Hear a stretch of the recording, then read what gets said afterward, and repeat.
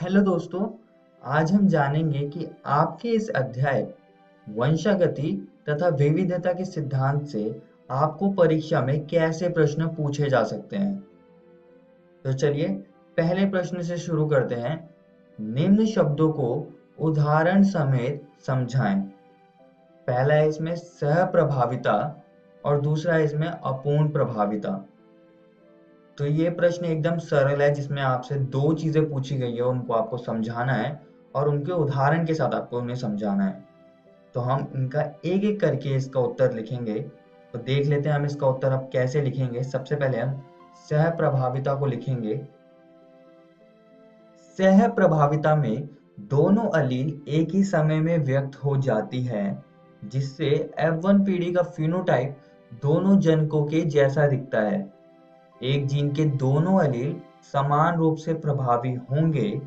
इसका एक अच्छा उदाहरण मानवों में एबीओ रुधिर वर्गों का निर्धारण करने वाले विभिन्न प्रकार की लाल रुधिर कोशिकाएं हैं। एबीओ रुधिर वर्गों का नियंत्रण जीन आई करती है। इस जीन आई के 3 एलील आई ए, आई बी और छोटा आई होते हैं।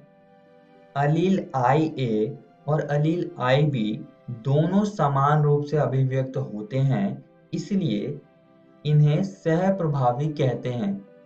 ये दोनों अलील एक दूसरे की अभिव्यक्ति में हस्तक्षेप नहीं करते हैं और अपने संबंधित शर्करा का उत्पादन करते हैं। इसलिए एबीओ रुधिर वर्ग सहप्रभाविता का एक उदाहरण है। अब दोस्तों हम अपूर्ण प्रभाविता को लिखेंगे। अपूर्ण प्रभाविता में जीन के दोनों एलील अपूर्ण या आंशिक रूप से व्यक्त होते हैं, जिससे कि संतति मध्यवर्ती या अलग फिनोटाइप दिखाता है। श्वान पुष्प में पुष्प के रंग की वंशागति अपूर्ण प्रभाविता को समझाने के लिए अच्छा उदाहरण है। इसके एकल संकर क्रॉस में F1 पीढ़ी में सारे गुलाबी पुष्पी पौधे प्राप्त हुए। F1 पीढ़ी में प्राप्त संतति जनकों में किसी से मिलती जुलती नहीं थी और मध्यवर्ती विशेषताओं के साथ थी। इसका कारण अलील आर का आंशिक रूप से अलील छोटे आर पर प्रभावी होना था, जिसके परिणाम स्वरूप अलील छोटा आर भी अभिव्यक्त हो जाता है और F1 पीढ़ी को मध्यवर्ती गुलाबी रंग प्रदान कर देता है। इसका जीनोटाइप बड़ा आर छोटा आर था। आइए दोस्तों अब अगले प्रश्न की ओर चलते हैं, जो कि है मानव में लिंग निर्धारण कैसे होता है।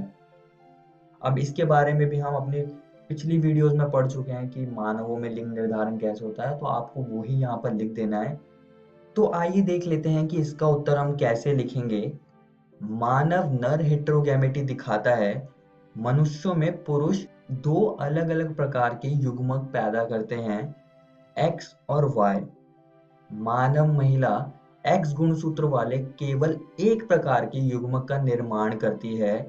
बच्चे का लिंग नर युग्मक के प्रकार से निर्धारित होता है, जो मादा युग्मक के साथ संगलित होता है। यदि निषेचन करने वाला शुक्राणु में एक्स गुणसूत्र होता है, तो उत्पादित संतति एक लड़की होगी, और यदि निषेचन करने वाला शुक्राणु में वाई गुणसूत्र होता है, तो उत्पादित बच्चा लड़का होगा। निषेचन करने वाला शुक्राणु के एक्स या वाई गुणसूत्र के साथ होने की समान संभावना है। इस प्रकार यह शुक्राणु का आनुवंशिक मेकअप है, जो बच्चे के लिंग को निर्धारित करता है। और दोस्तों अगर आप चाहें तो ये वाला क्रॉस भी इसके उत्तर में लिख सकते हैं, ताकि अच्छे से और आप समझा पाए। आइए दोस्तों अब अगले प्रश्न की ओर चलते हैं। निम्न में भेद करो। तो इसमें आपको 3 चीजें दी हुई हैं। पहला आपको प्रभाविता और अप्रभाविता में भेद करना है। दूसरा आपको समयुग्मजी और विषम युग्मजी में भेद करना है। और तीसरा एकल संकर क्रॉस और द्विसंकर क्रॉस में आपको भेद करना है। सबसे पहले हम प्रभाविता और अप्रभाविता में भेद करेंगे। अब दोस्तों आपको अगर ऐसे प्रश्न आते हैं जहां पर आपको दो चीजों के बीच में भेद करना है, तो आप ऐसा डब्बा सा बनाकर इनके बीच में भेद दिखा सकते हैं। तो अब इसको देख लेते हैं। प्रभाविता, एक प्रभावी एलील खुद को एक अप्रभावी एलील की उपस्थिति या अनुपस्थिति में व्यक्त करता है। अप्रभाविता, एक अप्रभावी एलील केवल एक प्रभावी एलील के अभाव में अपने आप को व्यक्त करने में सक्षम है। प्रभाविता का उदाहरण है मटर के पौधे का लंबा होना, बीज गोल होना आदि प्रभावी विशेषक हैं। और अप्रभाविता का उदाहरण है मटर के पौधे का बौना होना, बीज झुर्रीदार होना आदि अप्रभावी विशेषक हैं।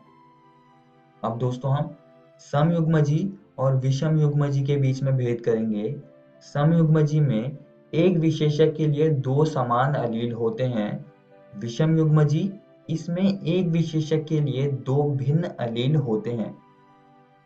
समयुग्मजी का उदाहरण है बड़ा आर या छोटा आर। विषमयुग्मजी का उदाहरण है बड़ा आर छोटा आर। समयुग्मजी यह एक ही प्रकार का युग्मक का उत्पादन करते हैं। विषमयुग्मजी यह दो प्रकार का युग्मक का उत्पादन करते हैं। अब दोस्तों हम एकल संकर क्रॉस और द्विसंकर क्रॉस के बीच में भेद करेंगे। एक क्रॉस जिसमें एक समय पर एक ही लक्षण लिया हो वह एकल संकर क्रॉस है, और द्विसंकर क्रॉस जिसमें एक समय पर दो लक्षण लिए हों। आइए दोस्तों अब चौथे प्रश्न की ओर चलते हैं कि इन्हीं दो अलिंग सूत्रीय आनुवंशिक विकारों का उनके लक्षणों सहित उल्लेख करो।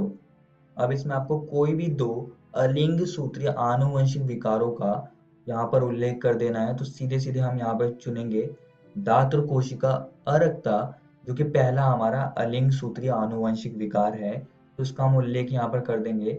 यह अलिंग क्रोमोसोम लग्न विकार है। इस विकार का कारण हीमोग्लोबिन अणु की बीटा ग्लोबिन श्रृंखला की छठी स्थिति में एक अमीनो अम्ल ग्लूटामिक अम्ल का वैलिन द्वारा प्रतिस्थापन है। इस विकार की एक विशेषता है कि इसमें लाल रक्त कोशिकाएं हंसिए के आकार की हो जाती हैं, जो उत्परिवर्ती हीमोग्लोबिन अणु के कारण बनती है। इस रोग का नियंत्रण अलील का एक जोड़ा HbA और HbS करता है। रोग का लक्षण तीन संभव जीनोटाइप में से केवल HbS वाले समयुग्मकी व्यक्तियों में दर्शित होता है। विषमयुग्मकी HbA-HbS व्यक्ति रोग मुक्त होते हैं, परंतु वे रोग के वाहक होते हैं। अब इस प्रश्न में हमसे लक्षण भी पूछे हैं, तो हम लक्षणों को लिख देंगे। इसमें तेजी से हृदय गति, सांस फूलना, देरी से वृद्धि और यौवनारंभ, पीलिया, कमजोरी, बुखार, अत्यधिक प्यास, सीने में दर्द और कम प्रजनन क्षमता सिकल सेल एनीमिया यानी कि दात्र कोशिका अरक्ता के प्रमुख लक्षण हैं। अब दोस्तों हम अगले आनुवंशिक विकार का उल्लेख करेंगे, जो कि हमने लिया है यहाँ पे डाउन सिंड्रोम। आप चाहे तो कोई भी ले सकते हैं। यह अलिंग क्रोमोसोम विकार है जो कि 21 की त्रिसूत्रता से होता है। अब इसके लक्षणों को हम जान लेंगे। रोगी व्यक्ति छोटे कद और छोटे गोल सिरे का होता है, जीभ में खांच होता है और मुंह आंशिक रूप से खुला रहता है। चौड़ी हथेली में अभिलाक्षणिक पाल्म कीज होती है। शारीरिक, मन प्रेरक और मानसिक विकास अवरुद्ध होता है। आइए दोस्तों अब पांचवें प्रश्न की ओर चलते हैं। नीचे दिए गए वंशावली में इंगित करें कि क्या छायांकित प्रतीक प्रभावी या अप्रभावी एलील दर्शाते हैं तथा पूरे वंशावली का जीनोटाइप भी दें। अब इस प्रश्न में आपसे पूछा है कि जो भी यहाँ पे छायांकित, जो कि मैंने यहाँ पे काले शेडेड रंग से दिखाए हुए चिन्ह है, वो अप्रभावी या प्रभावी एलील को दर्शाते हैं, और आपको पूरे वंशावली का जीनोटाइप भी देना है। अब ऐसे प्रश्नों का उत्तर देने के लिए आपको यहाँ पर देखना होगा, और मैं यहाँ पर इस वंशावली को बना देता हूँ। अब अगर आप पहले पीढ़ी को देखें, तो अगर आप थोड़ा सा ध्यान रखें, अगर उनको दूसरी पीढ़ी की संतति चाहिए, तो पहले पीढ़ी में जो नर होगा उसे समयुग्मजी प्रभावी होना पड़ेगा, और उसके जीनोटाइप हम मान लेते हैं बड़ा ए। और जो माता होगी वो भी समयुग्मजी होगी, लेकिन वो अप्रभावी एलील के साथ होगी, तो हम उसके एलील मान लेते हैं छोटा ए।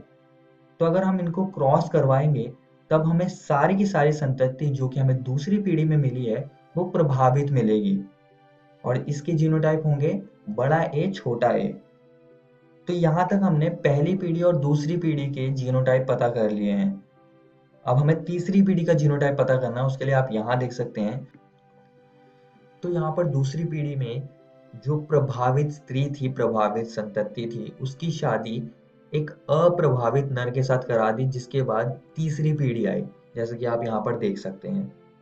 ठीक है, तो अगर हमें तीसरी पीढ़ी के जीनोटाइप पता करने और हम चाहते हैं कि ऐसा रिजल्ट आए जिसमें कि एक अप्रभावित हो और दूसरा प्रभावित संतति हो, उसके लिए जो दूसरी पीढ़ी के जनकों के जीनोटाइप होने चाहिए वो होने चाहिए बड़ा ए छोटा ए, जो कि प्रभावित स्त्री के यहाँ पे जीनोटाइप है, और एक छोटा ए जो कि अप्रभावित नर के नर जनक के यहाँ पर जीनोटाइप है।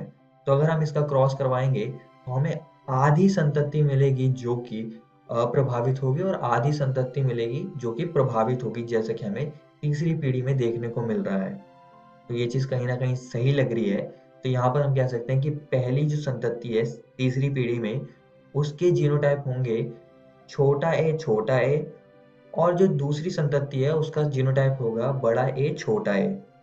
तो ये हो गए तीसरी पीढ़ी के जीनोटाइप पहले और दूसरी संतति के। अब हम दूसरी शादी की तरफ जाएंगे जहां पर कि सेम ही तरीके से शादी हुई है, एक प्रभावित स्त्री की अप्रभावित नर के साथ शादी हुई है। इसके बाद हम सेम ही यही क्रॉस करेंगे क्योंकि यही जीनोटाइप होगा इनका, और इसके बाद जो हमको रिजल्ट आएगा वो यही होगा। तो मैं आपको समझाने के लिए यहाँ पर ऐसे लिख देता हूँ ताकि आपको समझ आ जाए कि तीसरे, चौथे और पांचवें संतति का क्या जीनोटाइप होगा। तीसरे संतति का यहाँ पर जीनोटाइप होगा छोटा ए। चौथे संतति का जीनोटाइप होगा बड़ा ए छोटा ए जो कि प्रभावित है, और पांचवी संतति का जीनोटाइप होगा छोटा ए जो कि अप्रभावित है। तो ऐसे करके हमने इस पूरी वंशावली के जीनोटाइप को पता कर लिया है। तो अब हमने जो पता कर लिया तो मैं उनको साथ में लिख देता हूँ यहाँ पर, और आप चाहें तो इसको अपनी नोटबुक में साथ में लिख सकते हैं। यहाँ पर दोस्तों आपके अध्याय वंशागति तथा विविधता के सिद्धांत का प्रैक्टिस क्वेश्चंस का वीडियो खत्म होता है। अगली वीडियो में हम एक नया अध्याय शुरू करेंगे जिसका नाम है वंशागति के आणविक आधार। धन्यवाद।